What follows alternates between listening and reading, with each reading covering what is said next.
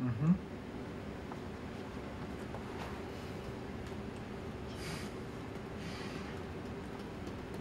You have to make sure that we're not cardboard cutouts, you know. So Right, that we have to be- move. Yeah, exactly. You have to have something. Smile and say hi.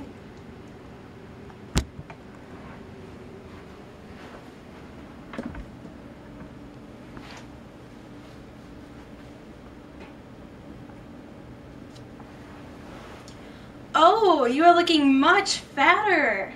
How would you react if someone said that to you? Would you feel embarrassed, insulted, angry perhaps? Those might be typical reactions from someone from the United States. But if you are a woman from the African country of Nigeria, you would be delighted someone paid you such a wonderful compliment. According to Julian Robinson, the author of The Quest for Human Beauty, the meaning of beauty is a complex matter when cultural differences, unique life experiences, and the personal preferences that come into account of culture. In other words, beauty truly is in the eye of the beholder. Today, we'll define some of the components of what beauty is, and then we'll take a look at several examples of practices that are considered to be beautiful in other cultures. So, what components make up beauty? Julian Robinson defines it as a reflection of cultural perceptions, the ideas of aesthetics that are indigenous to that area. Sharon Bergmeyer and Ann Dulke, participants in the 2005 Bryn Mawr College study, say, "Beauty is not one's own, but it's a reflection of one's culture." Mr. Robinson also states in his book, The Quest for Human Beauty, "In all cultures, clothing and jewelry styles have sexual overtones. People use these packages to cover their nude bodies, to appear more attractive. In other words, we try to be beautiful in order to make us feel good about ourselves, to attract a partner, or to attain a higher status in society." Let's take a journey around the world and find out how beauty is viewed in some other cultures. As described by Eden Fan Khan in the 2004 publication of the Narratives, Beliefs, and Customs of the Kayan People, some women in the Kayan Lawi tribe of Thailand are often referred to as giraffes. Once again, not something an American woman would consider a compliment. These women have earned the designation through the tradition of stacking rings around their necks from the time they were young girls, usually around the age of 5, until they marry. As more rings are added, they can weigh up to 11 pounds. Their ever-increasing pressure elongates the neck, forcing the chin upwards while pressing down on the collarbone and ribs. The rings are used to enhance a woman's beauty, adding grace to her form and prestige to her social status. Now, let's see what Ethiopia has to teach us about beauty. In the Mercy Ethiopian tribe, lip plates have been used for thousands of years. Practitioners stretch their lips and put a plate between their gum and lower lip. Young girls would stretch their lip with round wooden or clay plates. Her lip would eventually become so elastic that the plate can be removed and put back in quite easily. The plate must be worn in the presence of men. Young men of the same tribe often have their lips pierced. This signifies that they have entered a man's house and left the world of women. Next, let's see what the Kalahari tribe has to offer. Members of another African tribe, the Kalahari tribe, believe in symbolizing strength, fortitude, and courage by scarification. The display of these often elaborate scars bring them great admiration. Scarification is practiced by both men and women in this tribe. The level of complexity and perceived beauty of all the scarification designs depend not only on the artist's skill, but also the tribesperson's ability to withstand pain. A woman's eagerness to bear the pain of scarification indicates her emotional maturity and willingness to bear children.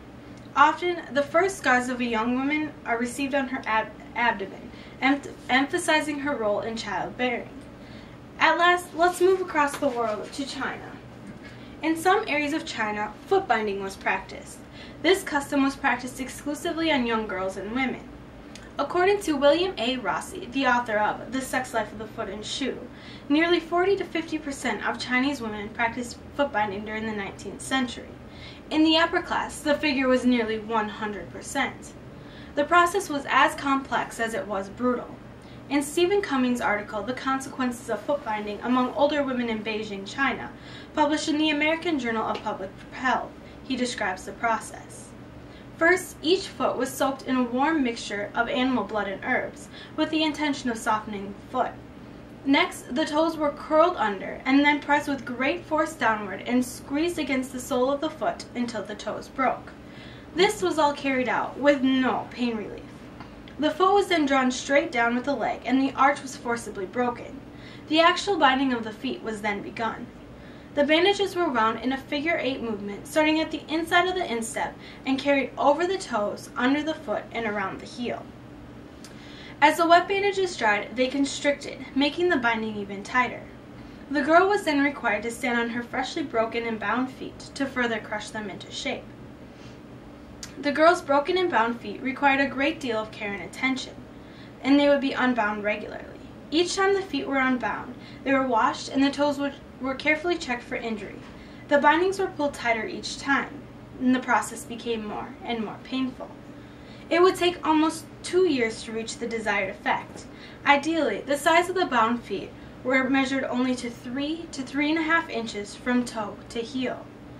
We found that women with deformed feet were far less able to squat, an ability that is particularly important to toileting and other daily activities, Cummings says, author of the article Chinese Girl with Bound Feet, in the 1997 October issue of the American Journal of Public Health.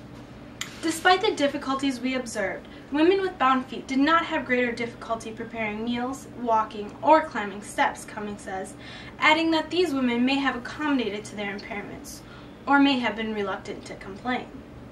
In the book 1,000 Years of Chinese Foot Binding by Marie Vento, the last known instances of Chinese foot binding occurred during the 19th century and the early 20th century, when young women with bound feet worked as circus performers, where the girls with bound feet would stand on the back of prancing horses. Beauty. While there is a general consensus that this term implies a sense of physical or emotional attraction, we found from our quick trip around the globe that things considered beautiful in the human form in one culture can be profoundly different from those in others.